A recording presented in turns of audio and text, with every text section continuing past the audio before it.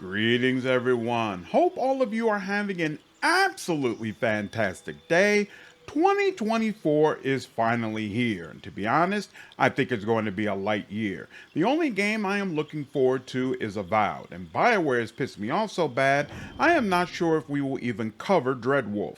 So there should be a lot of time for me to catch up on fantastic games I have never played. But I am not sure what those games should be, so I've compiled a list of the top 50 PC games I have played thus far. Looking forward to hearing from all of you about what games are also in your top 50, along with really special games that are missing from this list. A few notes before we get started. Believe it or not, I was a hardcore Xbox player before I started strictly playing on the PC. Consequently, there are some games which I have heard are fantastic PC experiences, but I've only played them on a console, so they won't be listed here. A great example of this is Skyrim, which I have heard is incredible with mods that completely change the game, but I cannot include it on this list. Obviously, there are some classic PC titles that I have never played and will not list here either. XCOM, Arcanum, Underworld, Planescape Torment, and Neverwinter Nights 2 are just some of the great PC games I know very little about. Yes, Lennon, I will definitely play Underrail in 2024. Shout out to my Discord community who have pushed me to play a couple of those games. Link to join down in the description. I have reviewed or done content for many of the games on this list, and you'll find links to some of those videos in the description below.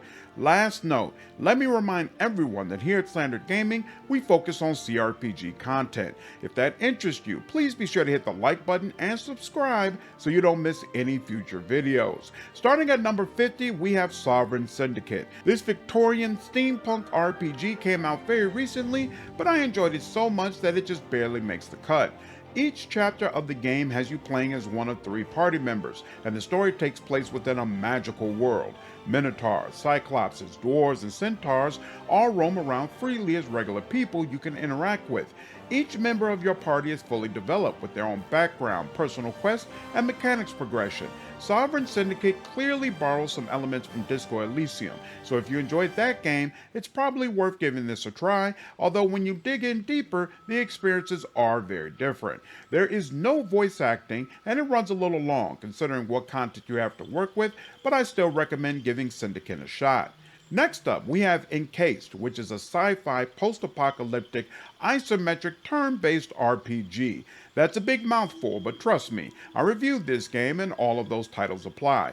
Think Fallout with a full party and an even heavier emphasis on sci-fi. Encased has you playing as someone trapped inside of a domed city and assisting a team of scientists who are desperately searching for a way to break free. This game has an absolutely fantastic character creation system, providing a lot of flexibility in how you put together your character. Reducing brains to 1 so you have to use stupid responses in dialogue is particularly delightful. The runtime is too long for the content this game provides, so unfortunately it gets a little stale, but it's still great and just barely makes this list. Next on the list we have Game Deck. This non-combat cyberpunk isometric RPG has you playing as a detective who solves crimes that have been committed in virtual worlds. It's absolutely as cool as it sounds. Unlike a lot of other games, you actually have to think through the information provided and come to your own conclusions, so it's really easy to screw these cases up. The worlds you investigate are varied in their look, the characters you have to interact with, and what tasks are asked of you. Consequently, the game always feels fresh and easily pulls you along. Definitely a great experience, but it is short as you can 100% the game in around 15 hours and there's no voice acting, so it's hard to rank it higher. Coming up next, we have Pentiment. I live streamed this 2D narrative adventure role-playing game, and it's absolutely a unique experience. You play as an artist, but quickly have to become a detective when a murder is committed. More crimes are committed as the story continues, and you are repeatedly asked to help. Right off the bat, it's obvious the art is fantastic and draws you in the entire game. The world is based in 15th century Germany, and there's a ton of information provided about what was happening during that time period. I love history and know very little about that era, so it constantly felt like the game was telling me new and interesting things. In addition, this is the only game I've played with a mature rating that also heavily emphasizes children. You talk with them constantly, they are very well drawn, and it really adds to the realism of the town. Unfortunately, I strongly dislike some of the narrative choices you are railroaded into, and I am not a fan of mysteries that don't have a correct answer. The game never tells you who actually committed the crimes you investigate, so I never felt satisfied with my decisions, and I ranked this game lower. Next up, we have Midnight Suns, another game I reviewed on the channel. I love Marvel, and I love turn-based tactical RPGs, so when it was announced XCOM's developer was going to be doing a Marvel game, there was no question this is something I would play. Midnight Suns is about a collection of your favorite heroes being overcome by a demonic witch, and subsequently turning to you, a custom-made character, for help. The thing I love about this game is being able to play as some of my favorite iconic Marvel figures. From a combat perspective, many of them are done very well, including Blade, Spider-Man, Iron Man, and Captain America. The art and visual effects that your parties can do are fantastic, and combat is a blast to play throughout the entire campaign. Unfortunately, the writing is absolutely abysmal, and the gameplay loop forces you to grind through fetch quests. At the end of the day, flying into the air with Tony Stark to lay down missiles while using Blade to slash through enemies made skipping the dialogue worth it, but I still have to rank this game lower. Coming up next, we have Colony Ship, a turn-based, isometric, party-based RPG. In this game, you are trapped on a spaceship that's traversing to a distant planet and will not reach that destination within your lifetime. The ship is filled with other people who also will not live to see the new world, and this has resulted in a loss of faith that has further spiraled into wars being fought over territory and power. Colony Ship has the best pacifist run I have ever seen in a video game. It's absolutely possible to go through the entire game never hurting anyone, but it will require you to do things that might turn your stomach, and you really have to buy completely into not lifting a finger no matter the circumstance. I think that's fantastic and really enjoy playing this game. Persuasion is covered across multiple skills, so being prepared to clear dialogue checks is no easy feat. For those who prefer a more brutal experience, Colony Ship leans heavily into sci-fi, allowing you to employ a wealth of futuristic guns along with energy and invisibility shields. There is no voice acting, and it will probably only take around 20 hours to finish the journey, but there's a ton of replay value, and I definitely recommend checking it out. Next on the list, we have Elex 2. This action RPG is the first game I've ever played from Piranha Bytes, a developer famous for products with very interesting ideas that are usually a bit buggy. They are also famous for challenging games that don't hold the player's hand. I don't play games for a challenge, but I still really appreciated the way Elex 2 allowed you to fail and stumble into hard-to-win situations. It also provides the player with a jetpack that can be used both when traversing the environment and in combat. Most games don't let you just fly whenever you want, so this was another unique element I really enjoyed. Unfortunately, as I mentioned in my review, this game feels unpolished in multiple ways, and that significantly detracts from the experience. It still felt unique and is definitely worth playing at least once. Next up on the list, we have Jagged Alliance 3. This tactical RPG puts you in the shoes of a group of mercenaries who have been tasked with rescuing a kidnapped president. That's all you really need to know because the story isn't really the strong point. Instead, it's overcoming challenging combat scenarios while controlling a colorful group of mercenaries. What I like about this game is that you can create one mercenary at the beginning and then hire the other mercs, so you basically have a full team right from the start. Over time, you can spend more money to hire more powerful mercenaries who have impressive unique talents. Many mercenaries have relationships with each other that predate the game, so their banter can reflect rivalries, flirtation, married couple drama, and just about anything else you can think of. Combat is also a lot of fun, with very aggressive and competent enemies. Again, the narrative is mediocre, but a lot of what's around it is so great that I recommend trying this game out. Next up, we have Dragon Age 2. This action role-playing game follows a person who has returned to their hometown and is trying to navigate life in a city where a war between Templars and mages is coming to a boiling point. The thing I really like about Dragon Age 2 is that the story feels intimate. So many games are about saving the world, and in this one, you are really just trying to take care of your family, yourself, and your close friends. Also, the Dragon Age lore and party members are fantastic throughout the series. Unfortunately, BioWare BioWare was forced to rush this game out the door, and consequently, a lot of environments are reused. This makes the game feel very claustrophobic, and traveling to complete quests is much more of a grind than it should be. Still, at the end of the day, it's Dragon Age, and that automatically makes it better than most other games. Next up on the list, we have Ruined King, a turn-based RPG. In this game, you play as a colorful group of characters who are determined to stop an invasion from undead spirits into their lands. I reviewed this spin-off of the popular League of Legends MOBA, and while I have never played that game, I still enjoyed Ruined King immensely. Obviously, the art is fantastic and pops off the screen throughout your adventure. What's really surprising is how much time Ruined King takes to develop its characters. Each one gets a chance to shine, and there are multiple points where party members interact with each other in both hilarious and insightful ways. Combat is also fantastic, allowing you to switch between different lanes to change the speed of your character's actions and unlock different options. It's a really cool system that forces you to pay attention to what's happening even deep into the game. Unfortunately, a 100% completion of the game feels like a grind because it requires a ton of backtracking. There's also a fishing minigame that's prominent in the game world but feels like a time waster and completely out of place. Otherwise, Ruined King is absolutely a great experience. Next at number 40, we have Hades. This roguelike is one of the few games on the list that I have actually never finished. I am not into high difficulty experiences, so usually roguelike games are very unappealing, but Hades has an incredible story. You play as the son of Hades, seeking to escape your father's realm of Underworld. You do this by facing a wide array of colorful and deeply challenging monsters.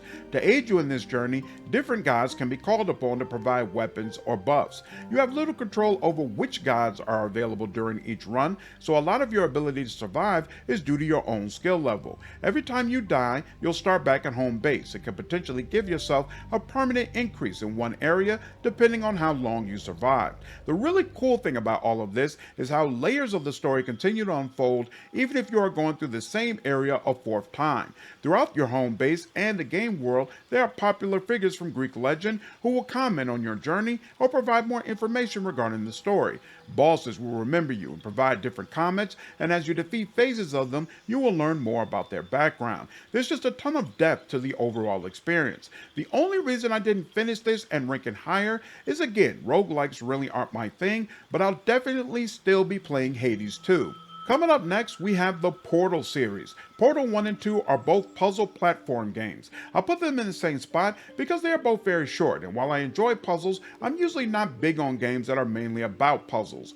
Portal is a rare exception for two reasons. First, the puzzles are incredible due to creative use of a portal gun that allows you to navigate the game in really cool ways. Second, the story is very memorable, most especially due to the main villain, who is an absolute joy to thwart throughout both adventures. Again, the majority of the gameplay revolves around solving puzzles, so if that isn't your jam, you might not enjoy this, but if that's not a deal breaker, Portal is a series I think all gamers should experience at least once. Next on the list, we have Baldur's Gate, an isometric CRPG. It is so annoying to hear all the newbies commenting that Baldur's Gate was a little-known small series before Larian got its hands on it. On the contrary, Baldur's Gate has long been regarded as one of the greatest CRPG series of all time, both critically and commercially. This first entry has a deep, engaging story, memorable fights, fantastic characters, and a very unique mechanic system. You play the ward of a mage named Gorion.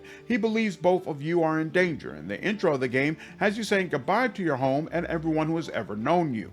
Very quickly, once you and Gorion set out, it becomes clear that the danger is real, and you embark on a quest to determine who wants to kill you and stop their evil plans. Over the course of the game, you meet very colorful characters in a world that constantly feels alive. Unfortunately, BioWare was just getting their feet wet here, so the party members aren't nearly as layered as what the studio would become known for. If I am being completely honest, I think this game is a little overrated, and its sequel is the true gem, but there's no denying Baldur's Gate shows the seeds of the incredible studio BioWare would soon become. Coming up next on the list, we have Half-Life 2. This action-adventure first-person shooter is 20 hours of straight-up insanity. There are no other first-person shooters on this list because I rarely play them.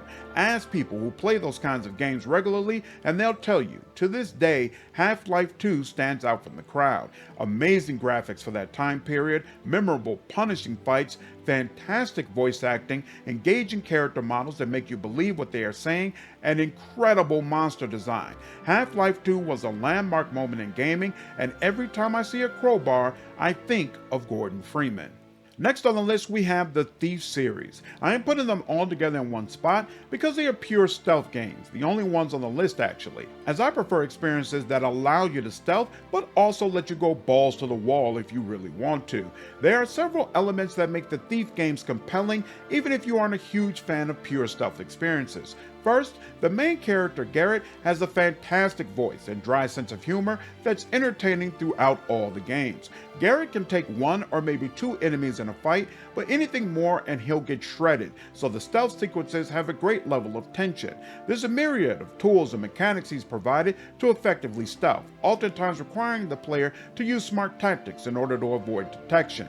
Speaking of detection, while you do face plenty of humans, there's a strong supernatural element in all of the Thief games, and many of their enemies are absolutely terrifying. I wouldn't call them horror games, but some of the missions are meant to scare you and do a great job of it.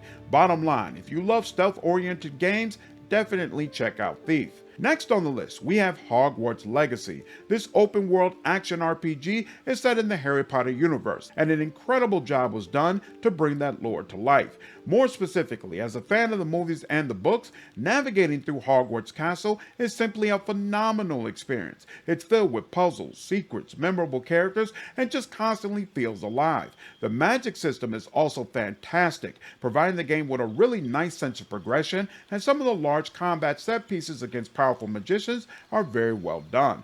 Unfortunately, this game is held back due to a couple of major missteps regarding Harry Potter lore. I won't regurgitate them here, but they are unforced errors that mar an otherwise fantastic experience. If you love Harry Potter or just well-crafted action games in general, definitely check this out. Next on the list, we have The Witcher. The place where it all began. When this action-adventure first came out, it was an absolute mess, but CDPR kept updating it, and eventually the game became a cult classic. In this game, you play as Geralt of Rivia, a monster hunter who has completely forgotten his past and is trying to piece it back together. The Witcher showcases top-notch writing and voice acting throughout your adventure. The game also pulls off a very dark tone in a way that is believable and engrossing. Choices you make during quests are oftentimes gray, and it's up to the player to decide their own sense of morality. The combat is clunky, and CDPR had to mature in how they portray women, but it was clear with this first entry they were capable of great things. Next on the list, we have Pathfinder Kingmaker. Similar to The Witcher, this isometric CRPG was an absolute mess at launch and borderline unplayable. I considered buying it day one, but after hearing the community response, I quickly decided to save my money. Developer Owlcat Games was determined to reward the faith of fans who funded the Kickstarter and pushed out a ton of updates until Kingmaker finally grew into the experience it is now. More than any other game I have played, Kingmaker makes you feel like a noble, ruling over land that is surrounded by hostile territory. Trolls, goblins, liches, rival lords, and fae are just some of the enemies who constantly plague your people. This game also provides a staggering amount of classes and mechanics for you to choose from, and some of the combinations produce fantastic results. The writing and overall narrative is amazing, serving as a great hook to pull you along. Kingmaker also has one of the best endings you will see in an RPG, and a secret ending that doubles as one of the best romances in gaming as well. Unfortunately, even with all the updates, the game doesn't really feel polished, especially if you play it on a console. In addition, many aspects of the game, including its class mechanics and kingdom management system, are complicated and require a lot of investment from the player to understand and use properly. Kingdom management in particular is very easy to screw up, and doing so will completely derail your playthrough. Despite these drawbacks, Kingmaker remains one of my favorite games, and I absolutely recommend any CRPG enthusiast to try it out. Next on the list, we have King's Quest VI.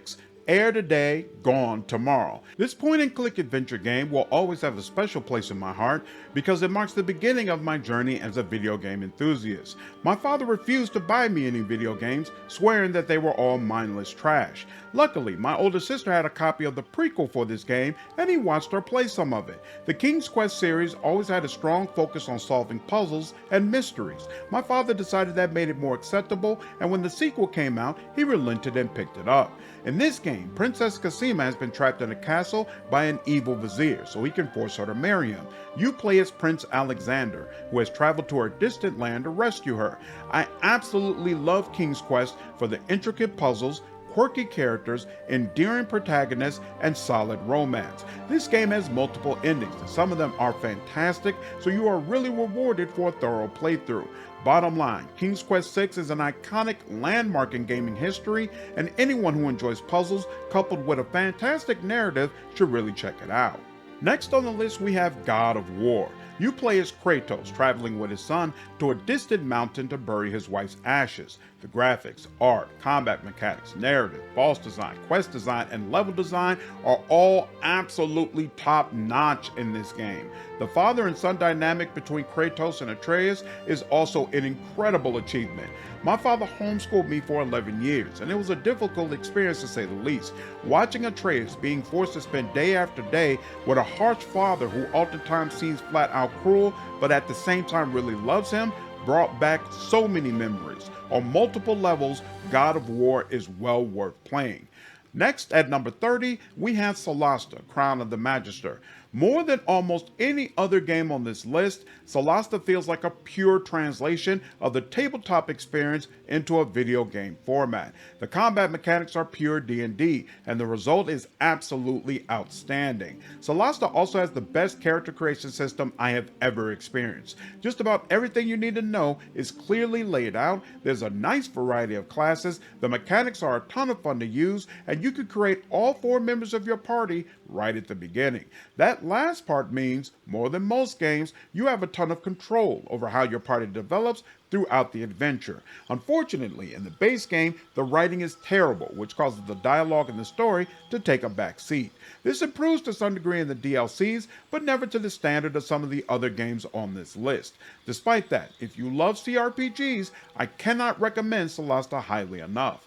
Next on the list we have the Shadowrun series. These are sci-fi tactical CRPGs that I had completely ignored until multiple people in my Discord asked me to play them. I enjoyed the experience so much I did content for the games here on the channel. I put both games at the same rank because they are short, contained experiences that can be completed in around 30 hours. The Shadowrun series combines fantasy and science fiction elements into one game, so you can play as a troll who uses drones in combat and can hack into computers. This gives you a lot of fun combinations when putting together builds, and your party members come with their own unique setup, so there's a lot of replay value in both games. On that same note, some of the party members have fantastic conversations, and it's a joy to watch their arcs develop. These games have no voice acting, and they're made on an indie budget, so they're missing a few bells and whistles, but they are definitely still worth checking out. Coming up next, we have the Deus Ex series, specifically Human Revolution and Mankind Divided.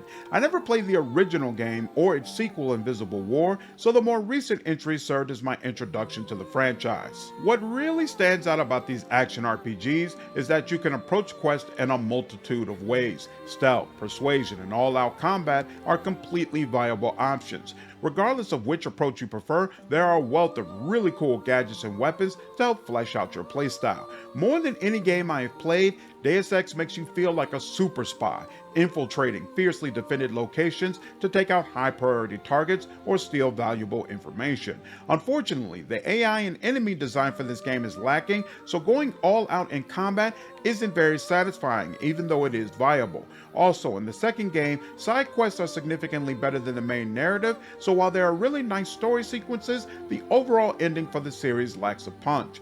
Still, if what you want is James Bond on steroids, without any romance that is, it's hard to go wrong here. A sequel to this series was in the works, but has been derailed by the Embracer Group layoffs, and I cannot tell you how devastating that is. Next on the list, we have Return of the Obra Dinn. This adventure puzzle game puts you in the role of a detective investigating a ship where all the crew is either dead or missing. You are provided a book with the names of everyone on board and are tasked with finding out what happened to each person.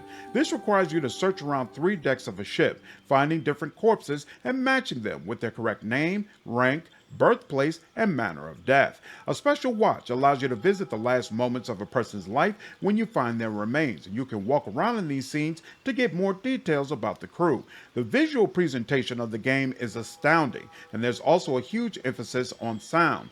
Death scenes start with a black screen where you can only hear the characters talking or what is occurring, and then you get to visually take in the chaos. It is extremely effective, and this is my all-time favorite puzzle game.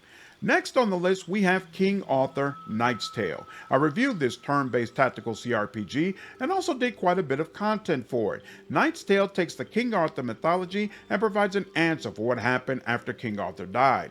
One of the really cool things about this game is it puts you in the role of Sir Mordred, villain in the original legend, as someone who the vast majority of characters you meet will either outright despise or grudgingly respect, because they see him as a fellow tyrant. You can lean into that or decide to remake his character through more righteous-oriented dialogue options. Throughout your adventure, you'll meet a myriad of characters from King Arthur lore, such as Lady Guinevere and Merlin.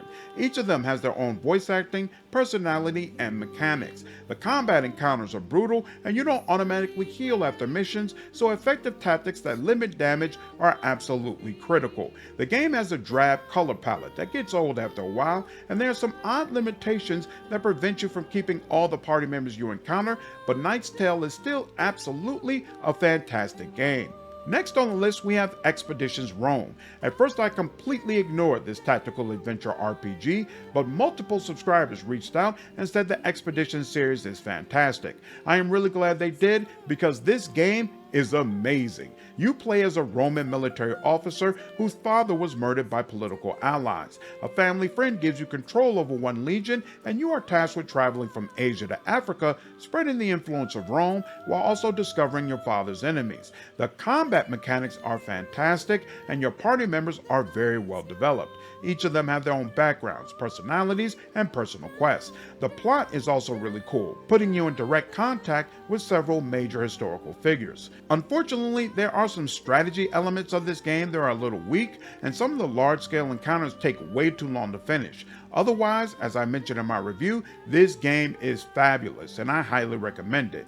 Developer Campfire Cabal has been closed by Embracer Group, but fortunately the license is still with THQ Nordic, so it is possible we'll get a sequel to this game. Coming up next, we have The Witcher 2 Assassins of Kings. This game takes just about everything that was amazing about The Witcher and cranks it up. The combat mechanics are significantly improved, the story is more layered and has more variations, the graphics are absolutely incredible, and the relationships you develop are much stronger here as well. The dark tone remains, along with difficult decisions that are more complicated than just good and evil. Witcher 2 also significantly expands the lore and fleshes out many of the series' pillar characters. The next Witcher game will most likely not feature Geralt, and that doesn't concern me at all, because even without him, the world that CDPR has cultivated is so compelling, and this game is when that truly became clear. Next on the list, we have The Wolf Among Us. This episodic, graphic, neo-noir, mystery drama adventure game places you in the world of Fables, which is a comic series that combines several different fairy tales and folklore. You play as the big bad wolf, working for Snow White, and are roommates with one of the 3 pigs. That's just the tip of the iceberg, and this game makes great use of many popular characters. On top of that, I love a great mystery, and The Wolf Among Us puts you in the role of a detective, unraveling clues in a story that is intriguing right up through the end. The voice acting is also outstanding, and the slow progression of your wolf abilities make each combat scenario a joy to experience. Like all Telltale games, Wolf Among Us has some technical issues and could stand to run smoother. Outside of that, it's a fantastic experience, and I cannot wait for the sequel. Next up, we have Wasteland 3. This squad and turn-based RPG is the latest entry in a highly acclaimed series. I never played the first two, but that's not necessary to appreciate this gem. Wasteland 3 has a fantastic sense of humor and very colorful characters who make it a real joy to advance through the story. It also has very deep mechanics and build variations, so it's easy to craft a 6-player party that feels wholly unique. Combat is very punishing, especially if you crank the difficulty all the way up to Supreme Jerk, so there's a real sense of accomplishment when you finish battles unscathed. There's also multiple endings, and one of them is very difficult to achieve, so all the way around, there's a ton of replay value here. Coming up next on the list, we have Vampire the Masquerade Bloodlines. This action RPG puts you in the role of a fledgling vampire who was created illegally and has to navigate the politics of their vampiric peers, many of whom would rather see you dead. Despite the popularity of vampires, there are very few games that effectively allow you to play as one, and Bloodlines arguably sits on top of the pack. The writing is incredible, fully fleshing out multiple vampire clans that all have distinct perspectives and abilities. Character creation is also fantastic, as it lets you choose between one of several clans, and some options significantly change your playthrough, such as the Nosferatu, who are so horrifying they cannot walk the streets and must use the sewer system. Progression mechanics are also a blast, as the game presents multiple ways to accomplish objectives, and there's a lot of replay value in experimenting with different builds. Unfortunately, the game was almost unplayable at launch, and even today with mods, it's a little shaky, but if you can get past that, Bloodlines is one of the greatest RPGs of all time. Coming up at number 20, we have the Banner Saga series, tactical turn-based RPGs from Stoic Studio. You play as multiple characters throughout the series, but the main one is Rook, a man who is still grieving the loss of his wife, while trying to be a father to his young daughter, who is starting to see how unforgiving her world truly is. Ancient evil creatures called Dredge are spreading across the land, and Rook is trying to lead his caravan to a place of safety. More than any other game I have played, the Banner Saga makes you feel like you are in a desperate situation from which there is no escape. Despair constantly hangs in the air as you are forced to make brutal decisions about people who are barely hanging on. Reinforcing that even further is a brutal combat system that forces you to carefully consider every move. The AI is punishing, and party members heal slowly, so you cannot use the same team every fight. Bright, vibrant art, incredible writing, and memorable set pieces further cement this series as one of the best in gaming. The games are short and there is no voice acting, but if you love great stories, Banner Saga is a must-play. Coming up next on the list, we have Tyranny. I just ran a poll on my Discord for what game we should stream next, and 8 years after its release, Tyranny is running away with the vote, even though Baldur's Gate 3 is an option. That should tell you how much this game still resonates with people. Tyranny is a CRPG that puts you in the role of a Fatebinder, high-ranking members loyal to the evil and tyrannical Kairos. This game has a unique and fascinating introduction, which puts you on a world map where you are presented with multiple scenarios and asked how you would resolve the situation. These scenarios are major points in a recent conflict Kairos had in a region called Tears, and throughout the game there's a ton of reactivity to the decisions you make within the first 5 minutes of the game. Once you actually take control of your character, the player is free to either continue being a tyrant or take a more good aligned approach. As with all Obsidian games, the writing is outstanding, and you meet fascinating characters throughout the adventure. Tyranny also boasts one of the best magic systems I have ever seen, allowing for a ton of customization across its different classes. Unfortunately, Obsidian had to rush this game out of the door, so it doesn't feel like a full game, and it didn't sell well, so we might never get a sequel. Despite the drawbacks, it's still absolutely worth playing, and I am happy to live stream it for the channel. Next on the list, we have Dragon Age Inquisition. This action role-playing game places you in a land where rifts are opening in the Veil, a boundary that separates humans from demons and spirits. Your character is the only person capable of closing these rifts, and allies rally around you to help close the breach forever. As you can tell by the ranking, this game is significantly better than its prequel, Dragon Age 2. The environments are varied and a ton of fun to travel in, the writing is superb as always, the party members members are very memorable, and combat is really nice as well, forcing the player to be more tactical, especially since you can walk into encounters that your party isn't strong enough to deal with yet. Inquisition also has a war table, which does a phenomenal job of making you feel like you are truly leading an army. Countries you will never visit try to exert their power over you or ask for help, and you have advisors to help determine what's the best course of action. Inquisition also boasts one of the best endings in gaming. The base game ending is great by itself, but post-game DLC goes even further, doing a fantastic job of setting up the sequel while also effectively closing the original tale. Truly phenomenal storytelling. Unfortunately, the environments in this game are a tad too large, and sometimes it feels like you walk long distances before there's actually something to do. In addition, the tasks that are asked of you have an almost MMO feel in their repetitiveness, which can make completing the game feel like a grind. If you can forgive those issues, Dragon Age Inquisition is a fantastic time. Coming up next on the list, we have Baldur's Gate 2. This game takes everything that was great about Baldur's Gate and does it a whole lot better. Once again, you play as Gorian's ward, but this time, an evil mage has kidnapped you and your sister. You escape, but your sister doesn't, and you have to figure out how to rescue her while also stopping the mage's plans. Your party members are much more complex here than in the prequel, and Baldur's Gate 2 has some of the best friendships and romances you can find in a game. It also boasts one of the best villains of all time, John Irenicus. Everything from his visual design to his voice acting and his mechanics in combat are just absolutely fantastic. Unfortunately, while the THAC0 mechanic system in BG2 is unique, I cannot stand it. Building up all the characters properly feels like a pain, and that makes combat more of a drag than it should be. If I play that game again, I'll definitely be turning things down to easy mode. Coming up next, we have Cyberpunk 2077, an action RPG. This game places you in the role of V, a mercenary who uses a chip that implants the digital ghost of Johnny Silverhand into their mind.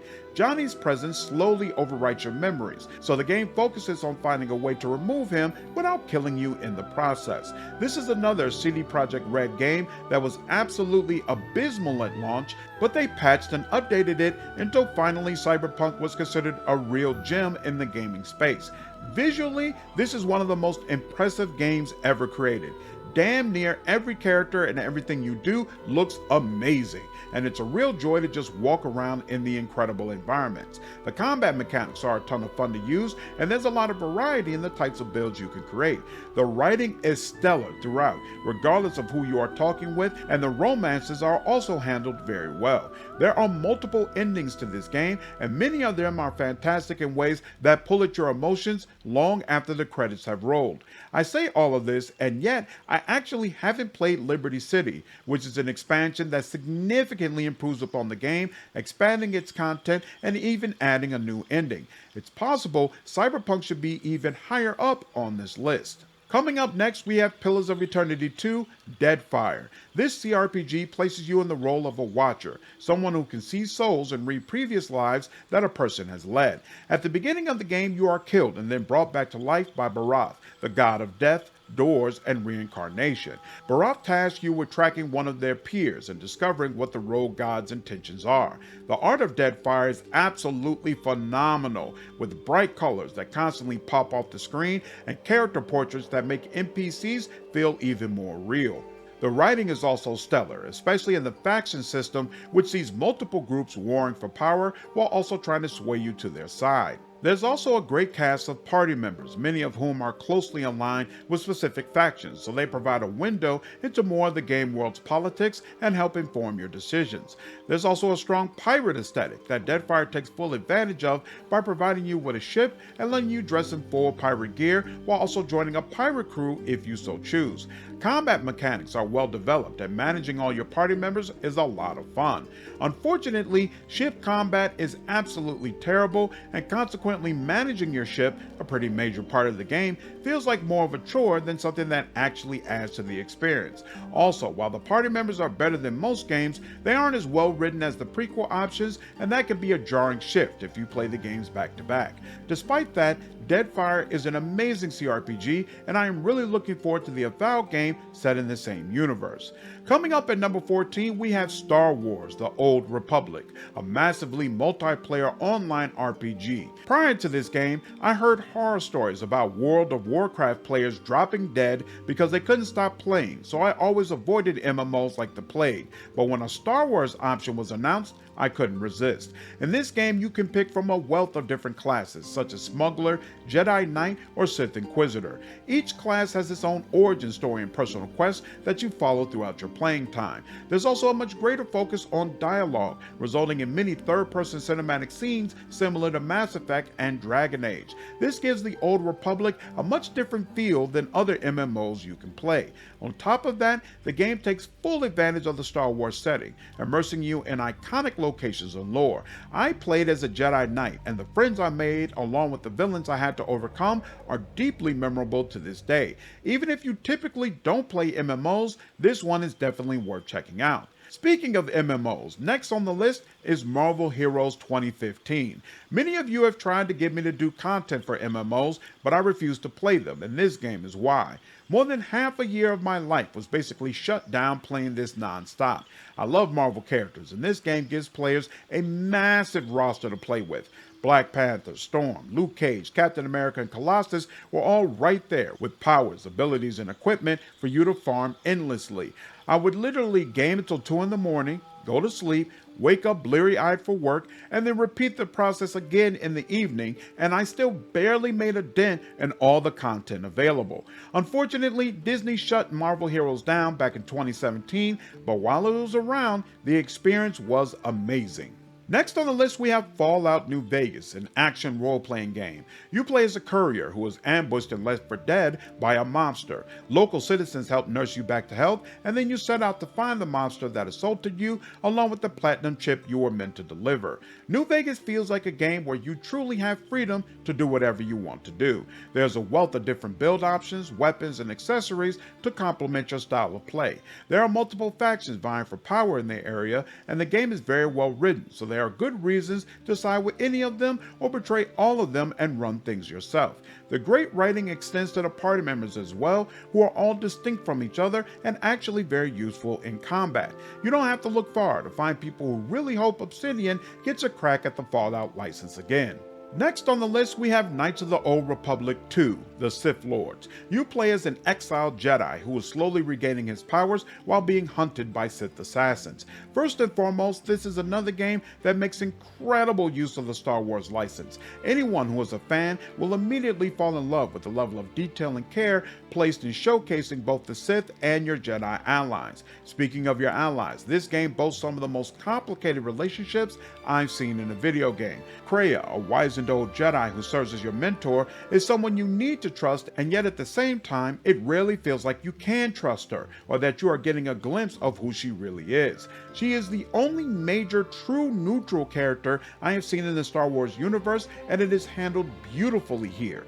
Unlike most games, which let you become evil, but good aligned characters will betray you, Knights of the Old Republic 2 let you influence those around you, pulling them into the dark or light side of the Force. It's deeply satisfying to watch how your character impacts companions throughout the game's runtime. Outside of Kreia, there are several other fascinating characters to connect with for entirely different reasons. The overall narrative is very interesting as well, though I am lukewarm on the ending. 20 years later, I desperately want a Knights of the Old Republic 3. Unfortunately, this game was a little rushed, so there are some weird bugs or issues you might have to deal with, but it's unquestionably a gem and well worth playing. Alright, finally we have reached my top 10 PC games of all time. If you have enjoyed the list thus far, do your boy a favor and hit the like button. Putting this list together was no joke, so I would appreciate confirmation that I didn't waste my time. Thank you kindly. Coming up at number 10, we have Warhammer 40k Rogue Trader.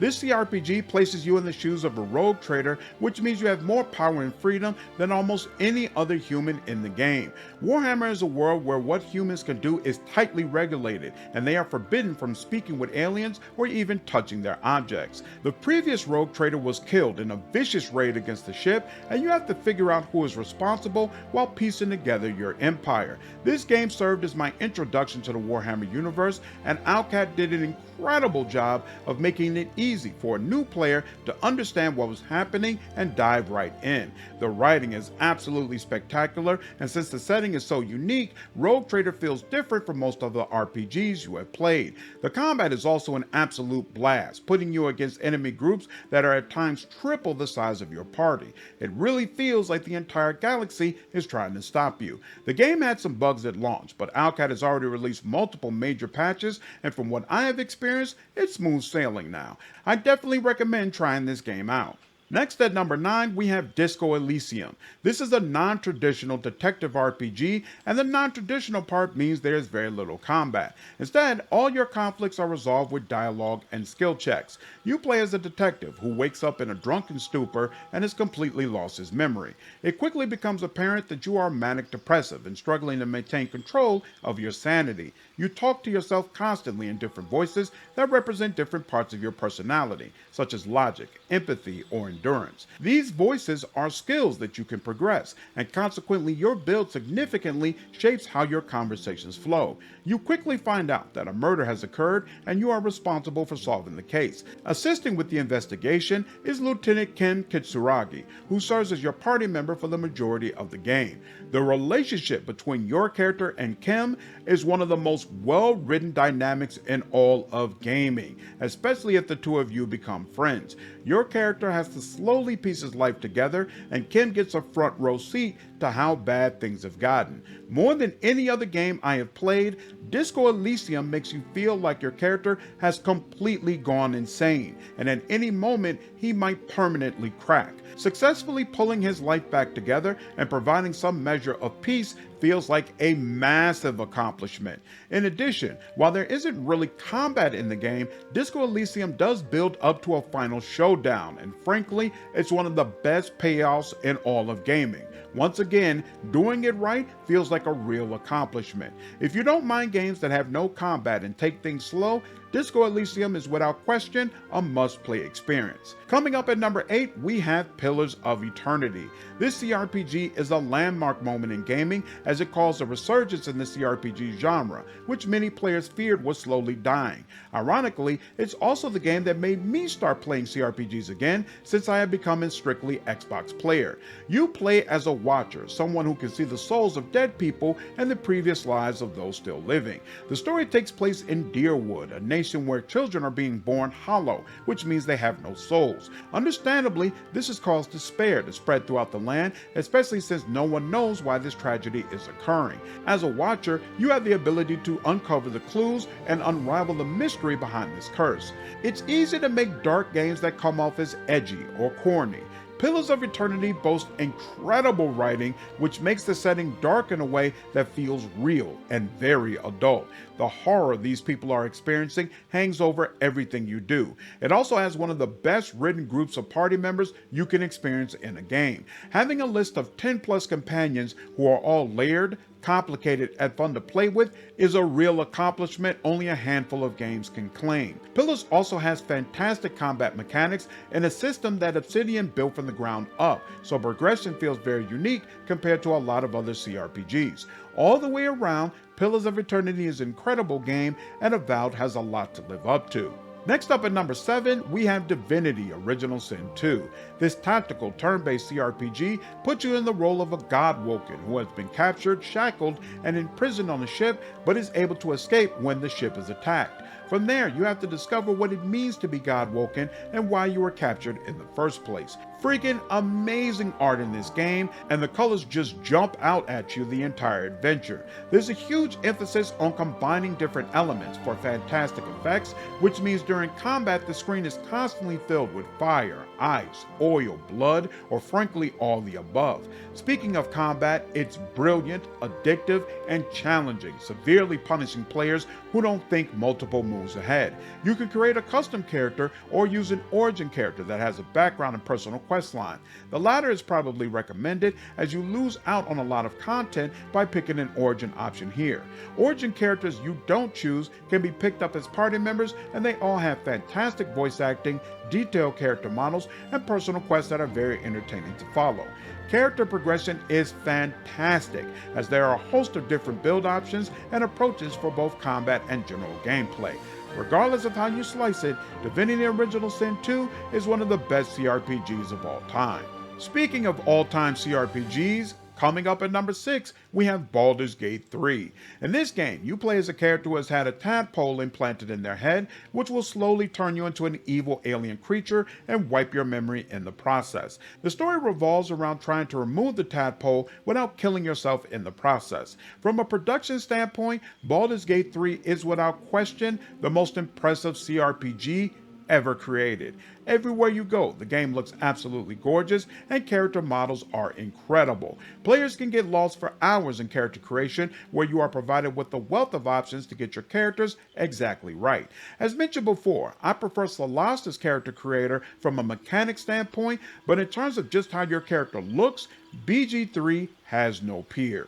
There's also an incredible sense of freedom in the game, placing you in wide open areas where you can easily walk into battles that are far beyond your level. The progression system is fantastic, allowing players to multi-class using whatever combinations they wish, along with providing a wealth of armor and equipment to satisfy different builds. There's never a time when I feel like the party isn't getting better. Speaking of which, while some of the party members do feel undercooked, a few of them are phenomenal and showcase expansive character arcs throughout the game.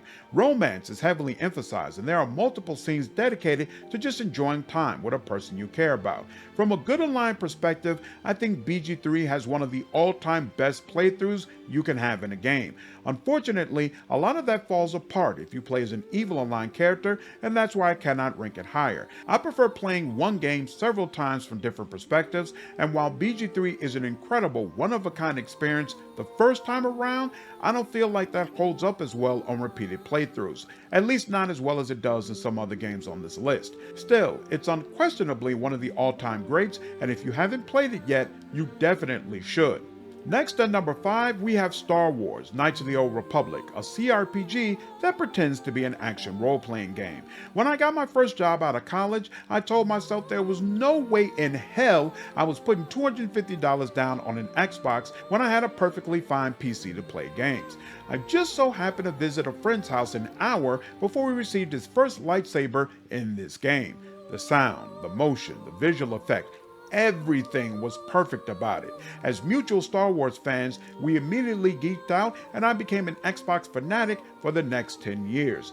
Knights of the Old Republic places you in the role of a character who has completely lost their memory and powers, but is still unwittingly thrust into the midst of a war against the Sith. The art direction and graphics of the game are incredibly effective.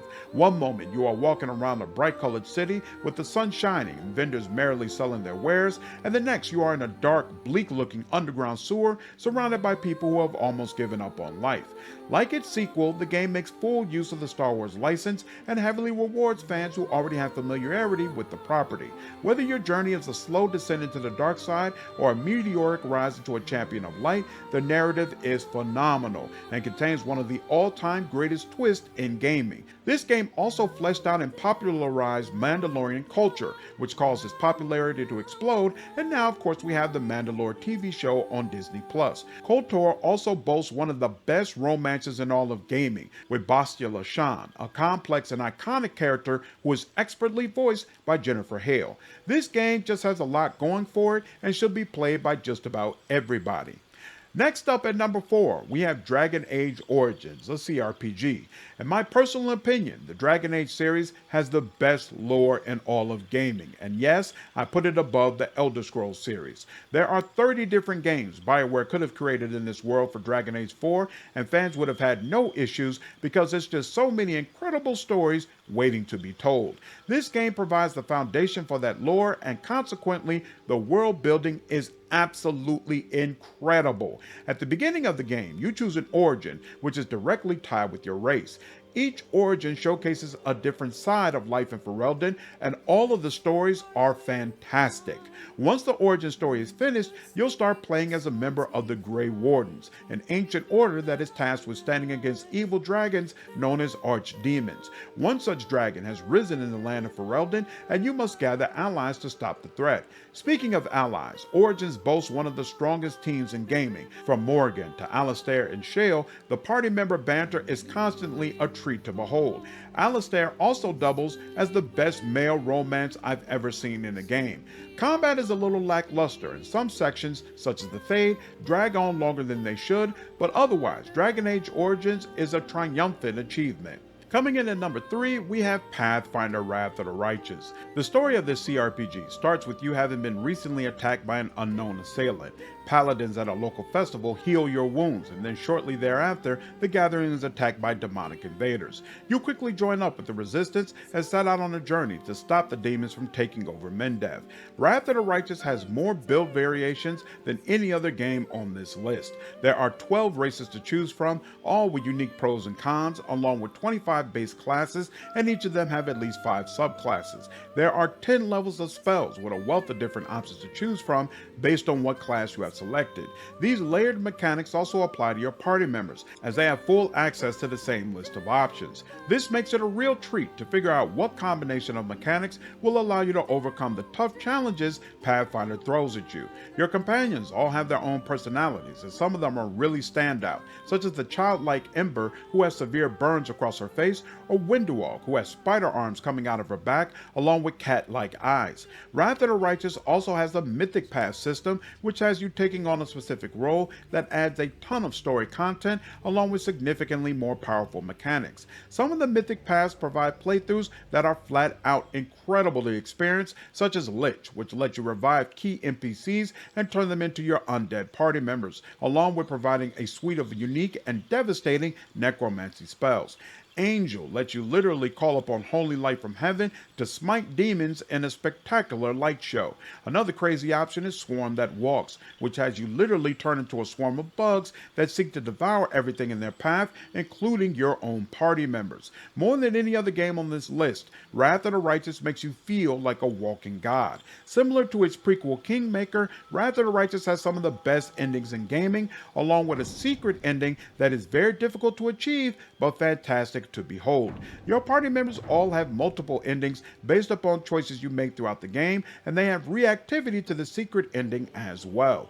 The only major drawback I would offer to this game is a significant portion of it is not voice acted, so that forces you to do quite a bit of reading. If you don't mind that, Wrath of the Righteous is one of the greatest CRPGs of all time. Coming in at number 2, we have The Witcher 3: Wild Hunt.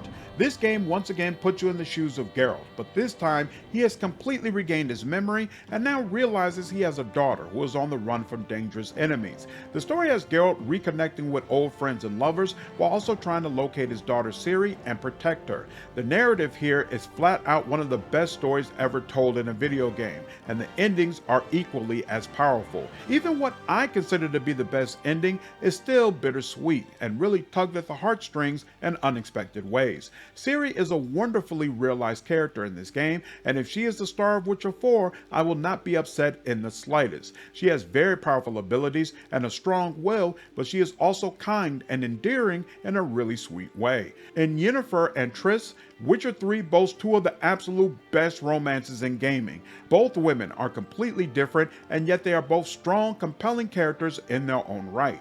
This game also looks outstanding at all times and is a true technical achievement. While I find the main villain to be weak, this game has a plethora of secondary villains and monstrous creatures you have to battle throughout the adventure, and they are an absolute delight to behold. The Ladies of the Wood, in particular, are fantastic villainous brutes who leave a significant mark upon the player. On top of all this, in my opinion, Wild Hunt has the best soundtrack in all of gaming. The number 1 game on this list is a close second, but Witcher has multiple songs that just immediately put you in a certain mood. It also has the best combat and skill progression in the Witcher series. An absolute juggernaut of a gaming experience, The Witcher 3: Wild Hunt only just barely misses sitting at the top of this list. But there can only be one game at the mountaintop, and without question, it is Mass Effect Legendary Edition. Mass Effect is the greatest series in gaming history, and that makes the Legendary Edition one of the best values in all of gaming. This package combines all three games and provides meaningful updates across the board, including updating the mechanics for the first game so they are much cleaner and easier to use. Mass Effect places you in the role of Commander Shepard, a human who very quickly becomes a Spectre, which is essentially a galactic special agent. This provides you with authority and recognition no other human has, and you use it to investigate threats to humanity and the galaxy at large. In the first game, you quickly discover that an ancient machine race is planning to wipe out all life, and you spend the rest of the series trying to find a way to stop them. More than any other series, Mass Effect makes you really feel like you own the main character. You play as Shepard across all three games and have a great deal of control over his mechanics and his personality. Whether you play as male or female, all the dialogue options are fully voice acted, and it helps to make the character feel more real. This series also boasts the second best soundtrack in gaming, and it meshes beautifully with some of the iconic set pieces you experience throughout the adventures. On top of that, Mass Effect has the most iconic list of party members you can find in a game. There's a serious case to be made that Garrus, Tali, Rex, Liara, and Mordin Solus are the 5 best party members in all of gaming. There's also a serious case to be made that Tali, Liara, and Garrus are the 3 best romances in all of gaming. I know she is not many people's cup of tea, but I am also a huge fan of Ashley Williams. Other characters like Jack, Miranda, Legion, and Zaid would be shining stars in other games, but take a back seat here because the group is so strong. All of these characters have fully developed quest lines and personalities. All of them have character arcs over the course of the series, and many of them change drastically. The Mass Effect series also has combat that's a blast to play. By the third game, they have the mechanics down to a science, and the Legendary Edition brings the first 2 games up to that same level of quality. There's a wealth of different weapons and armor to use, and there's quite a bit of variety in class progression as well. The series ending leaves something to be desired, but the journey is still absolutely worth going through. Mass Effect has something for everyone, and there's a reason it has such a loyal fan base. Here's hoping Mass Effect 5 is a return to form after the abysmal Andromeda. That, ladies and gentlemen, ends my list of the top 50 PC games of all time. So, is your list similar, or do you completely disagree? Let me know down in the comments what your list looks like and any thoughts you have on my commentary. I really enjoy putting this together, and I'm looking forward to hearing your feedback. Hope all of you enjoyed this video. Take care.